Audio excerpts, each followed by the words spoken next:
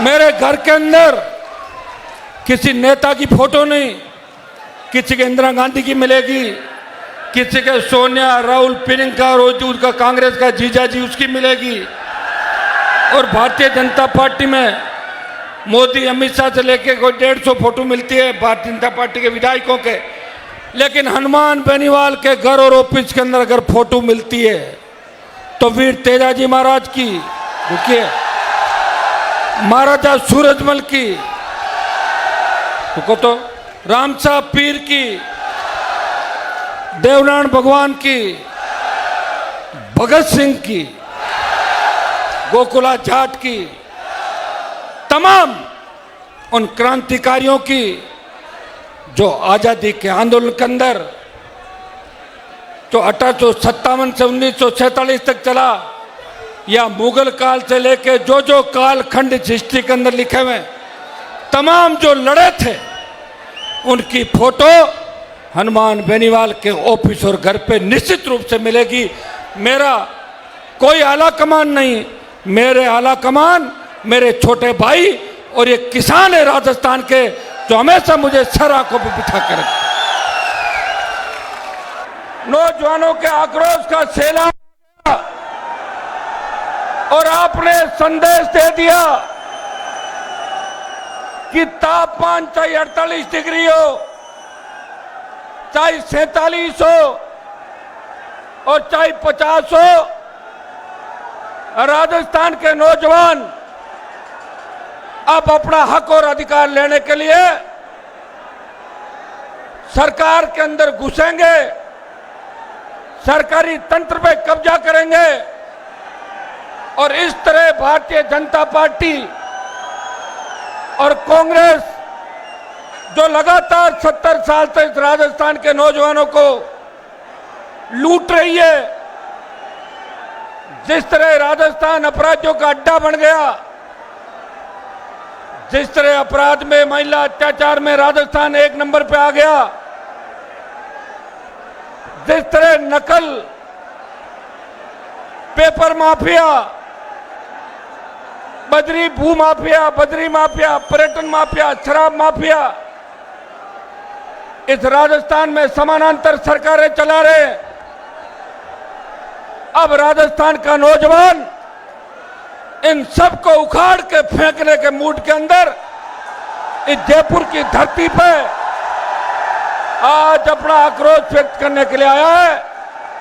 मैं तमाम नौजवानों को अपील करता हूं, एक बार बैठे, बीच में आवाज नहीं करें, मेरी पूरी बात सुने और अपने भविष्य को सुनिश्चित कैसे करेंगे, अपने छोटे भाइयों का जो मैं देख रहा है स्कूल, कॉलेज और विश्वविद्यालय के अंदर जो हमारे छोटे भाई बहन पढ़ रहे हैं, उनका फ्यूचर कैसे हो, कैसे वो सुरक्षित हाथों में रहे राजस्थान, इसको लेके इन आने वाली राजस्थान की नई पीढ़ी का फ्यूचर कैसे सुरक्षित रहे, कैसे राजस्थान पे हमारे बच्चे, हमारी बेटियां आधी रात को भी कहीं भी निकले उस सुरक्षित महसूस करे, किस तरह राजस्थान का जो सम्मान आज से 25-30 साल पहले देश के अंदर था, कैसे उस सम्मान को लौटाएं, इसको लेके आज इस आक्रोश रैली का आयोजन किया गया। मैं धन्यवाद दूंगा मेरे छोटे भाइयों का कि बाड़मेर से लेके भरतपुर और गंगानगर से लेके डूंगरपुर तक तमाम इलाकों से सर्व समाज का नौजवान, धरती पुत्र, किसान का बेटा, किसान की बेटियां आज मुझे आशीर्वाद देने के लिए इस तपती धूप के अंदर इस लू के थपड़े झेलते हुए आज अपने भाई को मजबूती देने के लिए यहां लाखों की तादाद के अंदर आप उपस्थित हुए। मैं मेरी तरफ से बीच में अगर आप बीच में कम बोलेंगे, हल्ला नहीं करेंगे तो आराम से सुन पाओगे सारी बात, नहीं तो हल्ले में निकल जाएगी। कब आए और कब गए पता ही नहीं चलेगा। हल्ला नहीं करें बीच में। ये जब नारे लगाना हो नारे लगाएं, फिर रुके और फिर पूरे भाषण को सुने। मैं आज जो राजस्थान की जयपुर की धरती पे जिस तरह बाड़मेर से भरतपुर, गंगानगर से डूंगरपुर, आप अपने अपने साधन से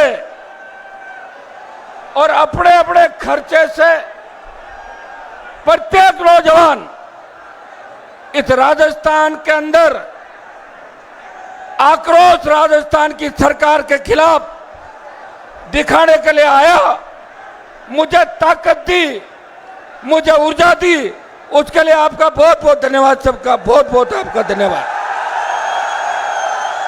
भाइयों, बहुत ज्यादा गर्मी है। इस तापघात से जो राजस्थान में 25 तारीख से लेकर 9 दिन तक नो तप्पा, जैसा कि मौसम विभाग ने बताया, लेकिन मैं आपको धन्यवाद दूंगा कि आपके हौसले के आगे कल इंद्रदेव भी मेहरबान हुए और तापमान 47 डिग्री से 37-38 डिग्री में 10 डिग्री कम हुआ। यह आपकी ताकत और आपके आक्रोश के कारण ही हुआ। मैंने मेरे जीवन के 25 साल विश्वविद्यालय की राजनीति करते हुए सत्ता को ठोकर मार के जहां भी मेरे भाइयों को जरूरत पड़ी आगे खड़ा मिला।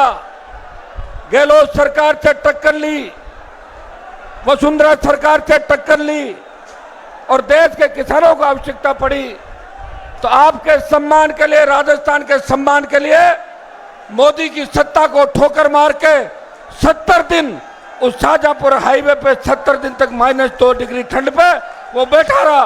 वो आपके सम्मान की लड़ाई लड़ रहा था।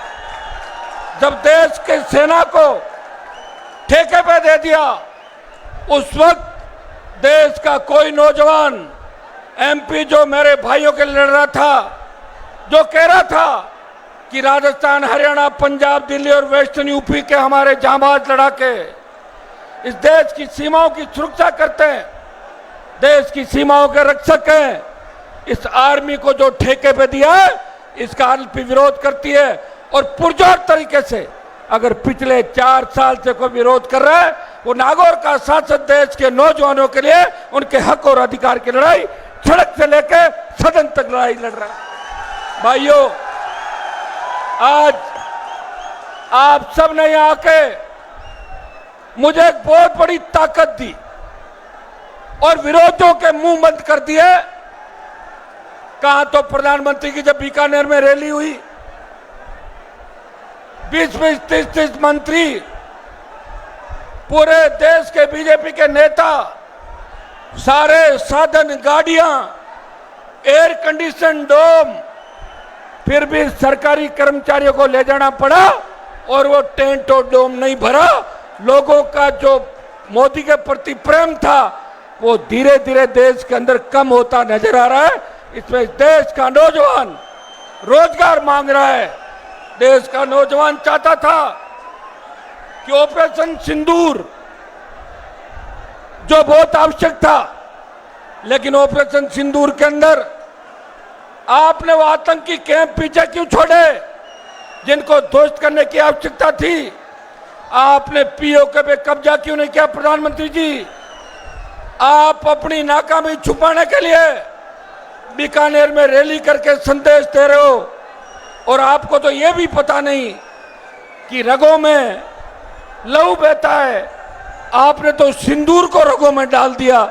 इससे बड़ा अपमान इस देश का नहीं हो सकता। सिंदूर हमारी संस्कृति का प्रतीक है और माताएं बहनें सिंदूर को मिटने नहीं देती।